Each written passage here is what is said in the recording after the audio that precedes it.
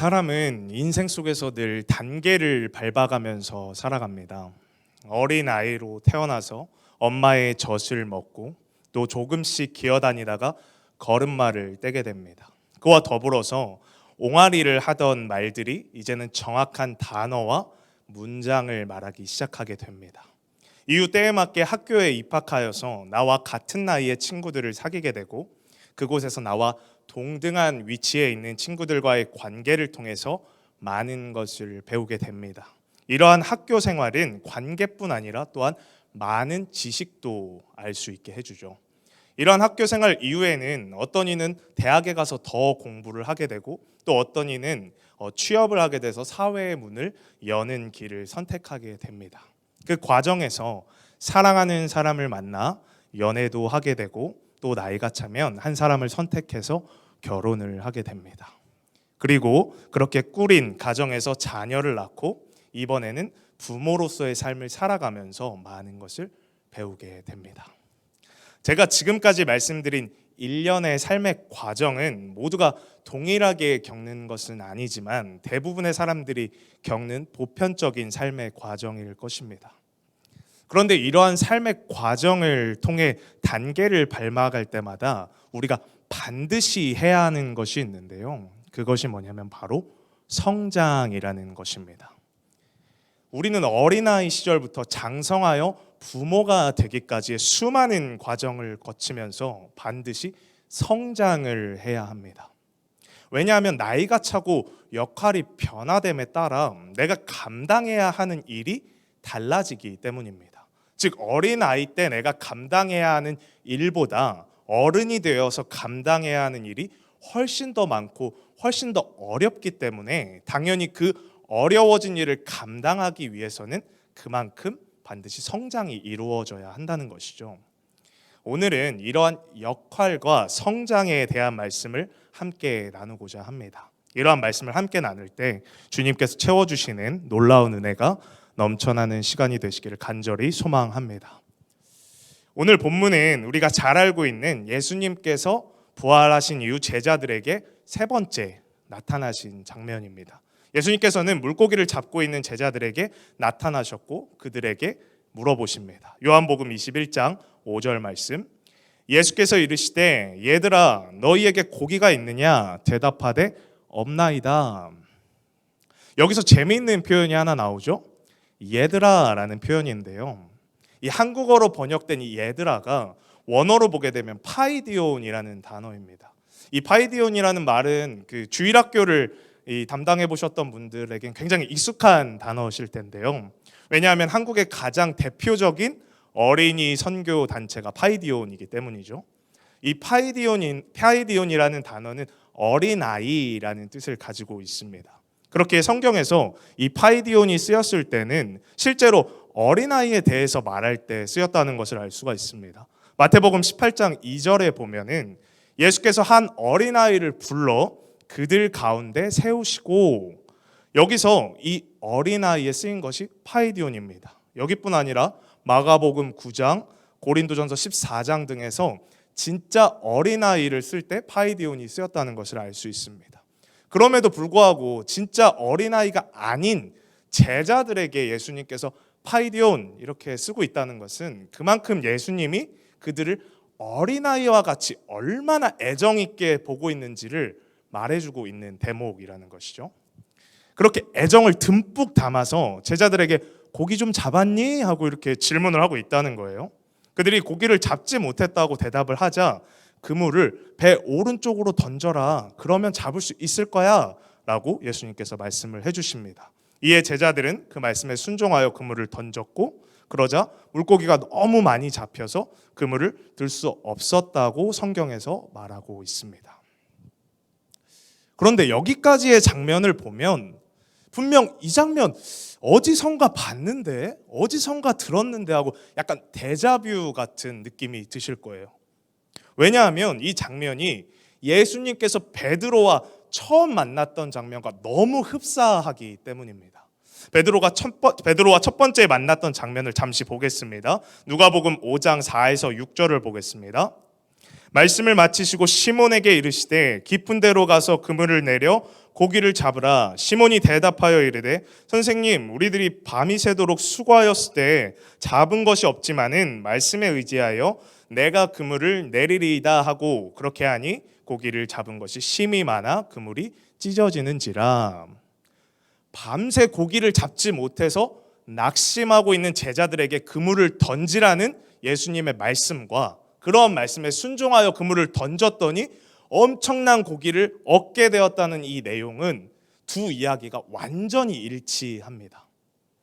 저는 이 두 이야기가 이렇게 긴밀한 공통점을 갖고 있다는 것이 결코 우연이라고 생각하지 않습니다.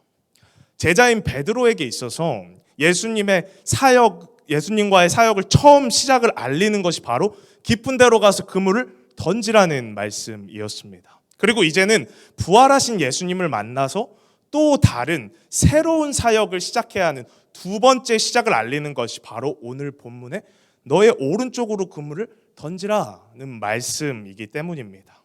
즉 이제 예수님과 함께 공생애를 보냈던 첫 번째 스토리가 종결이 되고 두 번째 스토리가 시작되는 것인데 마치 시에서 운율을 맞추듯이 이렇게 시작의 방식을 같이 맞추고 있다는 것이죠. 이렇게 많은 물고기가 든 그물을 끌고 해안으로 나온 제자들은 예수님과 함께 조반을 먹습니다. 조반을 먹은 후에 예수님께서는 베드로에게 이제 질문을 하세요. 요한복음 21장 15절.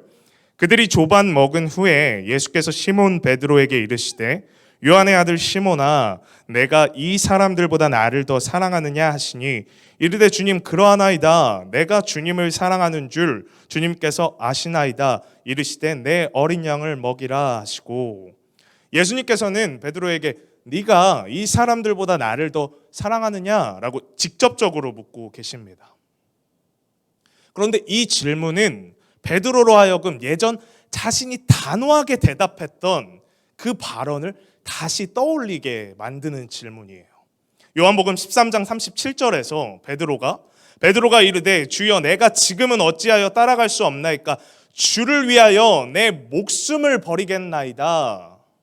이 발언은 다들 아시는 대로 예수님이 잡혀가시기 전에 예수님께서 말씀하셨을 때 당당하게 자기가 외쳤던 그 발언이에요. 이러한 베드로의 말에 그 당시 예수님께서 이렇게 대답을 해주십니다. 38절. 예수께서 대답하시되 네가 나를 위하여 네 목숨을 버리겠느냐? 내가 진실로 진실로 내게 이르노니 닭 울기 전에 네가 3번 나를 부인하리라. 그리고 예수님의 말씀대로 베드로는 정말 닭 울기 전에 예수님을 3번 부인하게 됩니다. 그렇기 때문에 베드로에게 자신을 사랑하느냐고 묻는 예수님의 질문은 베드로에게 몹시 괴로운 질문이었다는 거예요. 왜냐하면 자신의 아팠던 트라우마를 불러일으키는 질문이기 때문입니다. 사람들은 모두 자신만의 트라우마를 갖고 삽니다. 어떤 사람은 친구에게 트라우마가 있고요. 어떤 사람은 부모에게, 가족에게, 또 어떤 사람은 직장 상사에게 트라우마가 있습니다. 또한 아예 사람이 아니라 어떤 사물에게 트라우마가 있는 경우도 있는데요. 이런 것을 빗댄 속담이 우리가 잘 아는 자라보고 놀란 가슴, 소뚜껑 보고 놀란다입니다. 자라를 보고 놀랐던 것이 트라우마가 되니까 이제 소뚜껑만 봐도 자라를 본 것 마냥 놀란다는 것이죠.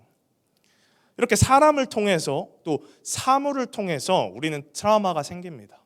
그런데 특별히 어떤 사람 때문에 트라우마가 생겼다면 그것을 극복하는 가장 좋은 방법은 무엇일까요? 그것은 아마 트라우마가 되었던 그 사람과의 관계를 회복함으로써 내 마음을 치유해 나가는 것일 겁니다. 여기서 잠시 제 이야기를 잠깐 하려고 합니다. 저에게는 오랜 시간 아주 가깝게 지냈던 동생이 하나 있습니다. 어릴 적부터 많은 것을 함께 같이 해오고 오랜 시간을 보내면서 너무 즐겁게 지낸 사이였습니다. 그런데 제가 그 관계 속에서도 형으로서 좀 무섭게 하고 좀 엄하게 하는 게 있었어요. 그런데도 이제 잘 지내고 있었는데 그렇게 시간이 언젠가부터 지나고 언제부턴가 그 친구가 저를 좀 어려워한다라는 느낌을 제가 받기 시작했습니다. 그런 느낌을 좀 강하게 받을 때쯤에 그 친구와 저의 동시에 지인이 되는 한 사람이 저에게 와서 그 친구가 요셉이 너를 굉장히 어려워하고 너 이야기만 해도 좀 긴장하고 겁을 낸다라고 저한테 따로 와서 기뜸을 해주는 거예요. 뭔가 이렇게 이야기하면 도대체 동생한테 어떤 짓을 했길래 너 이야기만 해도 그러냐라고 생각하실 수도 있지만 뭐 그렇게 큰 어떤 일을 한 것은 아닌데 제가 좀 이렇게 엄하게 하고 좀 이렇게 권위적인 성격이 있어서 그때 당시에는 좀 그랬던 것 같습니다. 그러다 보니까 저도 동생도 서로 보는 것이 편하지가 않게 됐고 자연스럽게 예전만큼 많이 보지 않게 되었습니다. 그러다가 기회가 되어서 그 동생과 깊은 이야기를 나눌 수 있는 시간이 생겼습니다. 그리고 어떤 모습에서 그 동생이 나에게 그런 두려움, 불편한 마음이 들었는지, 그것으로 인해 어떤 트라우마가 생겼는지 그 친구와 심도 있게 대화를 나누게 되었습니다. 그래서 얘가 그런 면에서 그걸 느꼈구나. 얘가 그것 때문에 그런 게 트라우마가 됐구나라는 걸 제가 비로소 그때 알게 되었다는 것입니다. 그렇게 이야기를 허심탄회하게 나누고 나니까 그 이후에 친구가 저를 바라보는 눈빛이나 대하는 태도가 조금 편안해진 것을 느낄 수 있었습니다. 그리고 저 역시도 그 관계에서 더 이상 막 그 친구가 힘들었던 트라우마로 가졌던 그런 것들을 좀 내려놓고 편안하게 조금 더 존중해주면서 관계를 맺었고 그러다 보니까 예전처럼 조금 편한 사이로 다시 되돌아갈 수 있었습니다. 이처럼 어떤 트라우마가 된 일이 직접적으로 어떤 사람과 연관된 일이라면 가장 좋은 해결책은 그 사람과 직접 대화를 하는 것이라는 겁니다. 오늘 본문에서의 예수님께서도 그것을 잘 알고 있기 때문에 베드로에게 대화를 거셨다는 거예요. 트라우마와 직접적으로 관련된 너가 나를 사랑하느냐라는 질문을 던지시면서 베드로에게 접근을 하고 계시다는 겁니다. 그런데 여기서 대답하는 베드로의 방식이 우리가 잘 알고 있는 베드로의 모습과는 조금 다르다는 것을 우리는 알 수 있습니다. 너가 나를 사랑하느냐라고 예수님이 물었을 때 예전 베드로라면 어떻게 대답하겠습니까?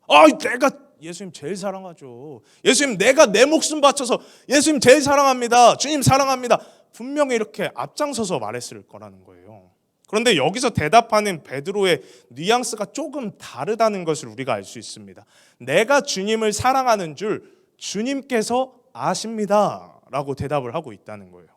평소와 같이 내가 주님을 사랑한다 라고 자신에게 초점이 맞춰져 있기보다는 내가 주님을 사랑하는 줄 주님께서 아신다 라고 주님께 초점을 맞추고 있다는 것이죠. 이것이 어쩌면 예전에 자신이 예수님을 위해 목숨까지도 바치겠다고 그렇게 당당하게 대답해놓고 결국엔 배신했던 자신의 모습이 떠올라서 모든 초점을 자신이 아니라 주님께 돌리는 소극적인 태도의 대답으로 보일 수는 있지만 그럼에도 확실한 것은 이제는 자신이 주체가 아니라 주님이 주체가 된 대답을 하고 있다는 것입니다. 늘 자신의 방식대로 적극적으로 앞서 달려나가고 내가 이렇게 해낼 겁니다. 나는 끝까지 주님 곁에 있을 겁니다. 라고 자신만만하게 들이대던 베드로에게 사실 어쩌면 가장 필요했던 모습이 내가 말한 것도 나는 지킬 수가 없구나 라고 나를 과소평가하는 나를 소극적으로 바라보는 태도가 어쩌면 베드로한테는 가장 필요했다는 거예요. 이렇게 의기소침해 있는 베드로에게 주님께서는 똑같은 질문을 무려 3번이나 하고 계신 겁니다. 그리고 베드로는 똑같이 3번 다 내가 주님을 사랑하는 줄 주님께서 아십니다 라고 대답을 하고 있는 것입니다. 이 3번의 질의응답에 대해서 어떤 학자는 이렇게 말을 합니다. 너가 나를 사랑하느냐 또 내가 주님을 사랑하는 줄 주님께서 아시나이다 에서 사랑하다라는 뜻을 가진 헬라어가 원문에서 2가지 종류로 쓰이고 있는데 그래서 각각의 질문과 답변 속 사랑한다라는 말의 뜻과 의미가 다른 것이기 때문에 주님께서 3번이나 질문한 건 다른 의도를 갖고 질문한 것이다 라고 해석하는 분들도 있습니다. 그러나 이 본문의 원문에서 쓰이고 있는 사랑하다라는 뜻을 가진 동사인 필레오와 아가파오는 앞서 말한 것 같이 다른 뜻과 의미로서 사용되었다기보다는 단순하게 똑같은 단어를 반복해서 사용하지 않기 위해서 단어의 사용에 변화를 준 것으로 보는 것이 더 적합합니다. 왜냐하면 성경의 다른 구절들 속에서도 같은 의미로 쓰인 문구에서 두 단어를 혼용해서 썼기 때문입니다. 이 부분 잘 알아들으시나요? 제가 이거 정리하면서도 잘 알아들을 수 있을까 해서 제가 좀 예를 들어드리겠습니다. 예를 들면 예수께서 사랑하신 제자 요한을 말하는 거죠. 요한복음에서 예수께서 사랑하신 제자라는 말이 굉장히 많이 나옵니다. 근데 거기서도 필레오와 아가파오를 혼용해서 쓰고 있다는 거예요. 근데 예수께서 사랑하신 제자는 뜻과 의미가 바뀔 게 없습니다. 똑같은 건데 거기서는 어쩔 땐 필레오가 쓰이고 어쩔 땐 아가파오가 쓰이고 있다는 거예요. 그 말은 그 두 단어가 다른 뜻을 의미한다는 게 아니라 이곳에서는 단순하게 똑같은 단어를 반복해서 쓰지 않기 위한 단어 사용의 변화로서 사용되었다는 거죠. 요한복음의 이제 문맥상 특성인 것입니다. 그렇다면 이렇게 특별히 다른 의미로서 각각 다르게 사랑한다는 말이 사용된 게 아니라면 도대체 왜 예수님께서 굳이 3번이나 이 질문을 하셨냐는 거예요. 다른 뜻을, 다른 의미를 갖지도 않았는데 왜 3번이나 질문을 하셨냐는 겁니다. 그 이유를 우리가 추측해 보자면 베드로의 마음속에 깊게 새겨진 트라우마를 깨끗하게 씻겨주는 데 있어서 이 과정이 반드시 필요했다고 예수님께서 생각하셨기 때문입니다. 베드로는 예수님의 말씀대로 3번에 걸쳐 예수님을 뭐 했던 사람입니까? 예수님을 부인했던 사람이에요. 3번에 걸쳐 예수님을 부인했던 사람입니다. 이것은 예수님을 가장 앞장서서 따르고 그 앞에서 자신만은 배신하지 않겠다. 다른 사람들은 뭐 말도 안 했어요. 혼자 오버해가지고 전 절대 배신 안 합니다. 그렇게 해놓고 자기가 3번이나 부인한 그 베드로에게 이 3번의 부인은 굉장히 치명적이고도 큰 트라우마였다는 거예요. 그렇게 예수님께서 부활하시고 다시 자기들 앞에 나타나셨지만 베드로는 여전히 자신의 트라우마에서 깨끗하게 치료받지 못한 상황이었다는 겁니다. 그러한 베드로임을 예수님께서는 누구보다도 잘 아셨기 때문에 똑같은 질문을 3번 던지고 있다는 거예요. 야, 너가 나를 3번 부인한 게 그렇게 힘들어? 그렇게 트라우마야 너한테? 그럼 나도 너에게 3번 질문해서 나를 사랑한다고 3번 말할 수 있는 기회를 줄게. 지금 3번 고백해. 나를 사랑한다고 3번 고백하고 이제 넘어졌던 그 마음에서 다시 일어나. 그리고 나와 함께 다시 나아가자. 라는 의미로 3번 질문을 하셨다는 겁니다. 그리고 이러한 3번의 질의응답이 끝나고 나서 예수님께서는 베드로에게 이렇게 말씀을 하십니다. 요한복음 21장 18에서 19절. 내가 진실로 진실로 내게 이르노니 내가 젊어서는 스스로 띠띠고 원하는 곳으로 다녔거니와 늙어서는 내 팔을 벌리리니 남이 내게 띠띠우고 원하지 아니하는 곳으로 데려가리라. 이 말씀을 하심은 베드로가 어떠한 죽음으로 하나님께 영광을 돌릴 것을 가리키심이러라. 이 말씀을 하시고 베드로에게 이르시되 나를 따르라 하시니 3번의 질의응답을 통해서 베드로의 트라우마를 씻겨주신 예수님께서는 이제 새롭게 시작될 2번째 스토리에서 너가 어떤 역할을 감당하고 또 어떠한 죽음으로 어떤 모습으로 하나님께 영광을 돌릴지에 대해서 말씀해주고 계신 겁니다. 그리고 나서는 첫 번째 스토리와 마찬가지로 다시 한번 나를 따르라 라고 예수님께서 말씀하고 계시다는 거예요. 그런데 우리가 여기서 놓쳐서는 안 되는 중요한 포인트가 하나 있습니다. 예수님께서 첫 번째로 베드로를 만나서 나를 따르라 했던 그 말씀과 오늘 본문에서 다시 나를 따르라 했던 말씀은 분명한 차이점을 가지고 있다는 것입니다. 예수님께서 첫 번째로 베드로에게 나를 따르라고 하셨을 때는 그 말 이후에 진짜로 베드로와 제자들과 함께 하셨다는 거예요. 함께 공생의 기간을 보내시면서 먹고 마시고 같이 살으셨다는 거예요. 그러니까 나를 따르라는 말은 말 그대로 정말 나를 따라와, 나랑 한번 같이 가보자, 이 의미의 나를 따르라였다는 것입니다.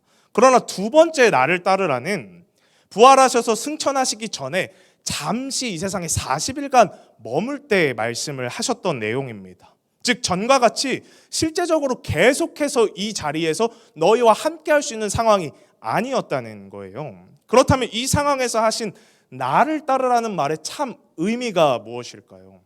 그것은 바로 첫 번째와 같이 더 이상 너가 육체적으로 나를 쫓아다니는 그런 삶을 사는 것이 아니라 이제는 성령을 통해 너희 안에 역사하시는 나를 영적으로 쫓아 살라는 의미를 담고 있다는 것입니다. 그렇게 예수님께서는 승천하시기 전에 마지막으로 그렇게 당부하고 계신 것입니다. 사도행전 1장 8절 오직 성령이 너희에게 임하시면 너희가 권능을 받고 예루살렘과 온 유대와 사마리아와 땅끝까지 이르러 내 증인이 되리라 하시니라. 이제는 예수님께서 직접적으로 육체적으로는 같이 계시지 않는다는 거예요. 그렇지만 그렇더라도 너희 안에는 성령이 임할 것이고 그 성령이 임하면 너희가 권능을 받아 땅끝까지 복음을 전할 수 있게 된다라는 것을 말씀하고 계신 겁니다. 즉 이제는 한 단계 스텝업, 성장을 해야 할 때라고 예수님께서 말씀해주고 계신 것입니다. 예수님을 쫄래쫄래 따라다니면서 예수님이 하시는 기적을 옆에서 막 보고 신기해하고 또 때로는 예수님의 권능을 힘입어서 기적을 행하는 수준에 그쳤던 그 제자들이 이제는 그 예수님의 역할을 자신들 안에서 역사하시는 성령님을 힘입어서 자신들 스스로 해낼 때가 되었다는 것입니다. 즉 전보다 더 성숙해진 역할을 부여받았고 그에 맞게 성장을 해야 할 때라는 것입니다. 이렇게 더 성숙해진 역할을 감당해야 하는 베드로에게 예수님께서는 너가 앞으로 무엇을 해야 되는지도 정확하게 짚어주고 계십니다. 그 내용은 바로 앞서 우리가 계속해서 이야기했던 세 번의 질의응답 속에 담겨 있는데요. 요한복음 21장 15, 16, 17을 함께 보시겠습니다. 저기 노란색을 보면 내 어린 양을 먹이라, 내 양을 치라, 내 양을 먹이라. 주님께서는 이제 너가 해야 할 역할이 바로 양들을 치며 먹이는 것이라고 힘줘서 말하고 계십니다. 이것은 분명히 더 성숙한 역할을 감당해야 하는 자에게 주어진 성장의 미션이라는 것이죠. 예수님께서는 베드로를 처음 만났을 때는 베드로는 그저 영적으로 굉장히 어린아이와 같은 사람이었습니다. 아무것도 없는 어린아이와 같은 영적 상태였습니다. 그렇기에 그에게 이렇게 말씀하신 거예요. 마태복음 4장 19절에서 나를 따라오라. 내가 너희를 사람 낚는 어부가 되게 하리라. 즉 자신을 따라 사람을 낚는 어부가 되라는 미션을 처음에 주셨다는 거예요. 그가 지금 할 수 있는 자기 역할에 맞는 미션을 주셨다는 겁니다. 하지만 이제는 그 단계를 훨씬 뛰어넘는 미션을 요구하고 계신 겁니다. 사람을 낚는 것에서 그치는 것이 아니라 그 낚은 사람을 돌보고 먹이며 치라는 미션을 예수님께서 베드로에게 주고 계신 겁니다. 마치 예수님께서 공생의 기간 동안 제자들을 돌보며 그들을 세워갔던 것처럼 이제는 너가 그 자리에 서서 나의 양들을 돌보고 세우고 일으켜라 라고 말씀하고 계신 겁니다.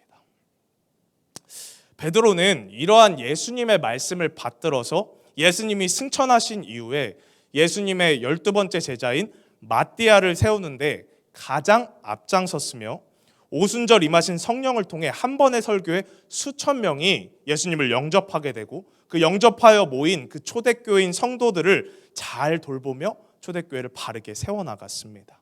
그리고 베드로 자신을 포함한 사도들만으로 모든 역할을 하기에 벅차다고 생각이 되어서 7 일꾼을 선택하여 세우고 그들과 함께 주님께서 맡겨주신 사명대로 모든 양들을 잘 돌보았습니다.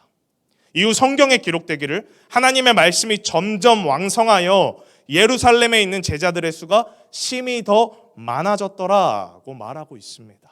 즉 베드로는 예수님의 말씀에 따라 이렇게 자신에게 주어진 더 성숙한 역할에 맞는 성장의 모습을 보여주었고 그렇기 때문에 순교하는 그 날까지 주님께 귀하게 쓰였다는 것입니다. 말씀을 정리하고자 합니다. 옛말에 제자가 언제까지나 제자로 머무는 것은 스승에 대한 보답이 아니다라는 말이 있습니다.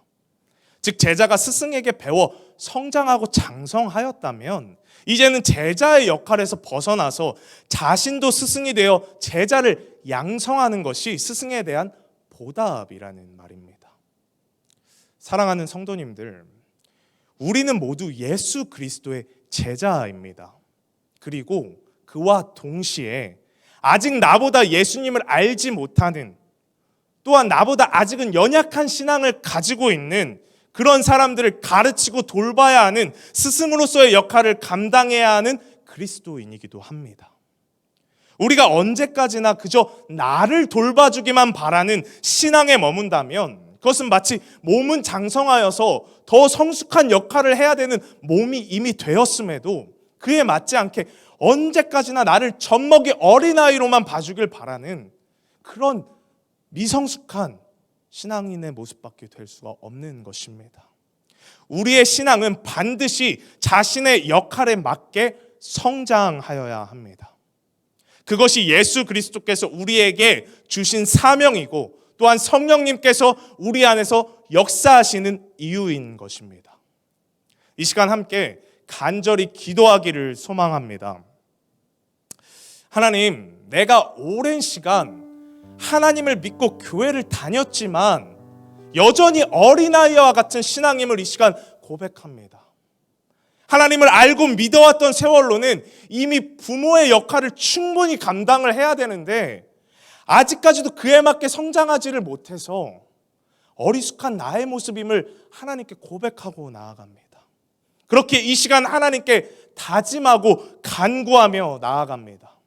영적으로 마치 어린아이와 같았던 그 베드로가 성장하여서 주님이 맡겨주신 그 역할을 누구보다 잘 감당하였던 것처럼 나에게도 그러한 역할을 감당할 수 있는 힘을 허락하여 주시옵소서. 성장케 하여 주시옵소서. 이 마지막 때에 누구보다 하나님의 일을 전심으로 다할 수 있도록 내 안에서 성령님 마음껏 역사하여 주시옵소서. 우리 이 기도 제목을 가지고 함께 기도하도록 하겠습니다. 우리